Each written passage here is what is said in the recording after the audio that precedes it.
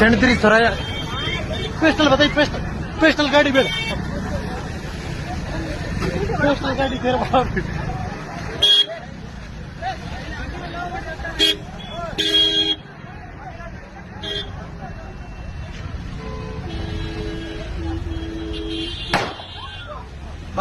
बाटेगी। एक फायर किया गया सेंट्री सराय के पास स्कॉर्पियो गाड़ी के द्वारा, और बिना नंबर स्कॉर्पियो गाड़ी है। एक मिनट में गाड़ी के नंबर देखने का प्रयास कर रहा हूँ। यहाँ पर गाड़ी का नंबर है